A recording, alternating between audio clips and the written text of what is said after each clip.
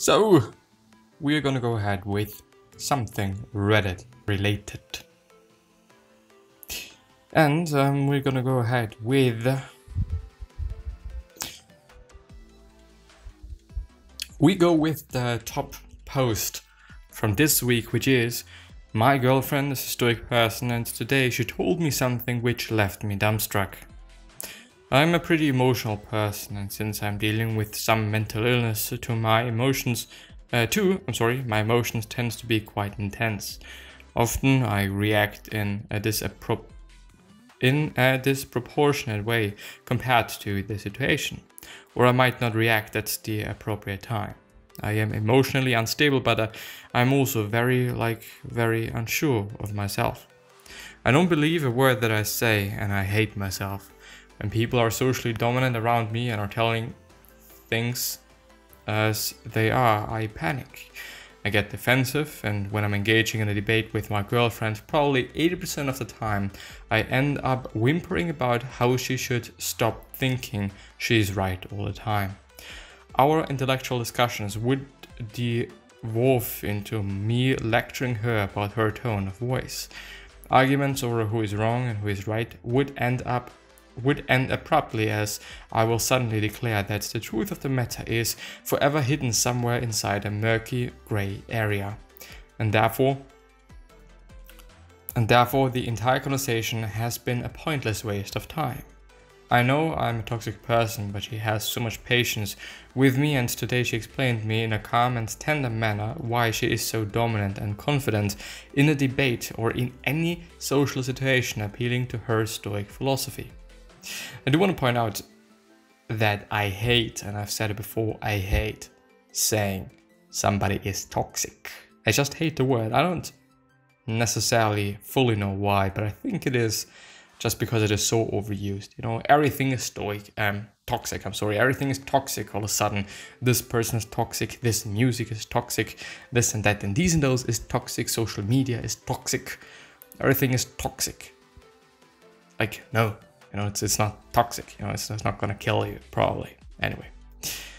She said that she always lived by the philosophy that she should only speak when she's got something to say. And she should only say what she believes to be true, and she should say what she believes to be true with a passion that reveals the certainty with which she believes it. I was speechless. How can I learn this? I want this power here. Where do I start? How to think like a Roman emperor might help you out. It is what got me into stoicism. I don't know if you've been to therapy, but if you're really struggling with mental illness, then they can help you develop skills for managing your emotions and not letting them dominate you. I'm saying manage your emotions intentionally, by the way. You often don't get to choose your emotional response to a situation. You can learn to be better aware of your emotions and not be carried away by them. Good luck, which I think is actually the thing that I at least think have learned through meditation, to notice emotions but not necessarily let them control me, but rather see them and either engage in them or with them, or just not. You know, it's not that easy as it sounds, and sometimes, and quite often indeed, I do get carried away from them, you know, or by them. You know, they are indeed controlling me sometimes, you know, when I really am struggling, and when things are quite tough, then you know, it can easily happen, you know. But the circumstances do have to be certain, you know, they have to be a certain way, they have to, you know, I have to be in a certain situation, you know, let's put it like that. Good luck. Thank you. I want to be better for my girlfriend. She saved my life and she's one of the few people I genuinely care about. I don't want to lose her. It's good that you have someone who will support you. Keep in mind that you too stand to benefit from these efforts. Yes, not only this person. Even though I get it, and even though it clearly makes sense, I wouldn't necessarily base my self-worth and my life and my everything on one person. This just seems, and for sure is not a good place to be in for the long term, because who knows what is going to happen. And I don't want to be cynical or some shit, but well, and also negative. but I don't necessarily think that this is ever going to be a good idea, no matter in which situation you are and or position you are.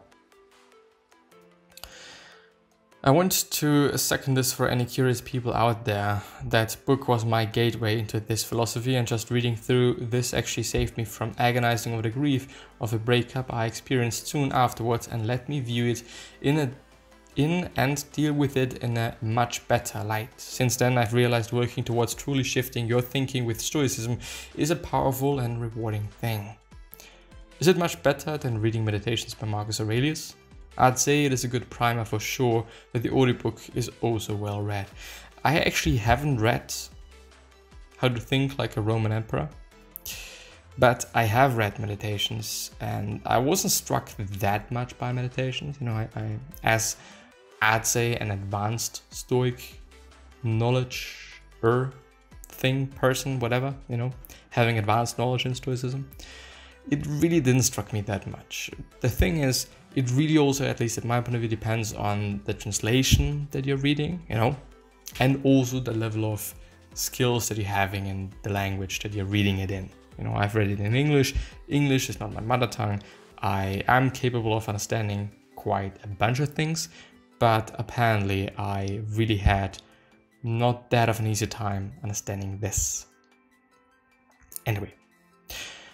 Perfectly well said. Don't be so hard on yourself though. You're taking an important step by recognizing your flaws. Be grateful with the fact that you have such a wise person as a partner, and put such principles in practice. Well said. Self-awareness is something that everybody has. The next step is to learn and understand and how you think. The FAQ of this sub can point you in the right direction. Just read some Stoic literature, then pick a few exercises. The dichotomy of control is a good one to start with, and begin practicing, and then just be patient. It takes a lot of training to really start seeing some results, but it sure is worth it. It really surely is. And I would also consider therapy being good for a ton of people. Not necessarily only people that see that they or recognize that they have a problem. Well, we all have. We all have certain thoughts that are bothering us, certain situations that were bothering us. Of course, some people do have somebody to talk to, some don't. Some have a bunch of people to talk to, and so on and so on and so on. I mean, there is a fortitude of things that could act as an variable to feeling good and or feeling bad. But I would say that most people benefit from therapy for sure, me included. And indeed, I am gonna have my first session in a few days, 5 days, not really a week. And I really am looking forward to it. It is the first session, so I'm not necessarily looking forward to just having deepest conversations about me as a person and my problems and the things that I'm struggling with and so on and so on. But it is more or less, I guess, gonna be a primer and setting things up and seeing if I could actually work with this person, So yeah. Okay, a couple of things. Stoicism is not a replacement for mental health care. Stoicism is a philosophy, not medicine. Think of it as more a belief system, religion, or code of ethics. When I started Stoic practice, I kept a study journal as I read through and listened through the book Meditations. It is amazing to see how much I still learn when I read that book now. P.S. I was also seeing a therapist and doctor at the time, so do what you need to do to care for yourself. For me, Stoic values have taken practice and continue to require work every day. I read Stoic philosophy regularly, in brackets daily, but in small doses similar to the way someone would do a daily Bible reading or other devotional. I don't read them the way one would read a stand-up book on a topic. A daily reminder of my chosen values has been helpful. Some people carry a coin in their pocket or write quotes on their mirrors. I wear a dog tag style necklace that lists courage, wisdom, temperance, and justice. You could for sure also kind of have a wallpaper on your phone. I do indeed have an Amor Fati wallpaper on my phone, so it is my lock screen actually. If it works that well, I doubt it. I just don't see it anymore. I'd have to kind of let it be a live wallpaper, I think, that is kind of changing so that I actually pay attention to it, which I'm at this point in time not really doing. And I think that, I mean, you could also get a tattoo. It is something permanent. It also depends on the tattoo that you're getting, if you can remove it afterwards, and so on and so forth. But I think that one who is really into it and think that it is going to be long lasting and is a certain type of person could of course do that as well. But I would actually say that jewelry or something to take with you is always going to be a better idea, I'd say, because if you don't need it anymore for whatever reason, you can just leave it at home.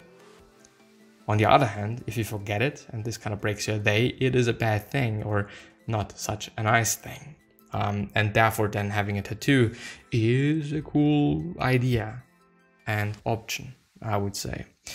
As I think and remember, Ryan Holiday, the author of multiple books on Stoic philosophy and also the creator of Daily Stoics, I guess it is called, is also having a few tattoos, indeed, which are Stoicism related. So we, on the right arm, on his right arm, we have ego is the enemy. On the left arm, we're having the obstacle is the way. But I do think there's something else as well, but I am not too sure. Memento Mori tattoos and inspiration. Well, I do hope that it is not fake, by the way. Well, but no, I don't think so.